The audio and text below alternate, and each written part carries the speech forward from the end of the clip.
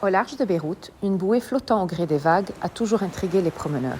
Ces photos ont récemment envahi les réseaux sociaux. Depuis le séisme de Turquie et les rumeurs alarmistes qui l'ont suivi, cette bouée est devenue le centre de toutes les attentions à cause de la fonction qui lui est attribuée. Propriété du CNRS, elle vise, selon les internautes, à détecter les tsunamis et à surveiller le niveau de la mer. Toujours selon les informations partagées sur les réseaux sociaux, elle serait aussi hors service depuis plus de 8 mois. Qu'en est-il vraiment ? Cet appareil dont nous disposons ne sert pas à donner l'alerte. Il est seulement utilisé pour les simulations. Il nous est utile pour la recherche, mais ce n'est certainement pas un dispositif qui alerte au tsunami. Le dispositif qui nous permet de mesurer la hauteur des vagues se trouve dans le port de Batroun. Il n'a rien à voir avec l'appareil dont vous faites état.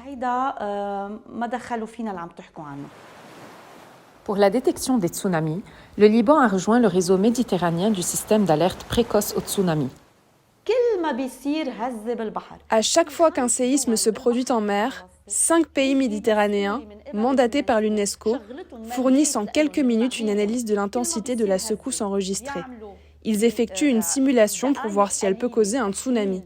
Il faut savoir que toutes les secousses qui se produisent en mer ne provoquent pas de tsunami, même si elles sont importantes. Il existe des données bien spécifiques qui nous permettent de déterminer s'il y aura un tsunami. Ces 5 pays analysent donc la secousse et en l'espace de quelques minutes, ils envoient leur rapport aux pays membres du réseau, au nombre desquels figure le Liban. Ce rapport alerte d'un éventuel risque. Un tsunami risque-t-il donc de se produire au Liban au vu de toutes ces secousses successives ? Si, en cas d'une forte secousse, on se trouve du côté de la mer, il est conseillé, à titre préventif, de s'éloigner des lieux le temps de déterminer l'épicentre de la secousse. Pour qu'il y ait un risque de tsunami, il faut qu'un nouveau séisme se produise en mer. Le tsunami ne survient pas sans cause. Il faut un élément déclencheur. Actuellement, rien ne peut le déclencher. C'est d'ailleurs la raison pour laquelle, à chaque fois qu'un tremblement de terre a lieu en mer, comme le tout dernier, nous affirmons à la fin du communiqué que nous publions, il n'y a aucun risque de tsunami suite à la secousse. La question est tranchée. Nous ne pouvons toutefois pas prédire ce qui se passera demain ou dans 100 ans. Il faut savoir que le tsunami et les secousses sont deux phénomènes différents.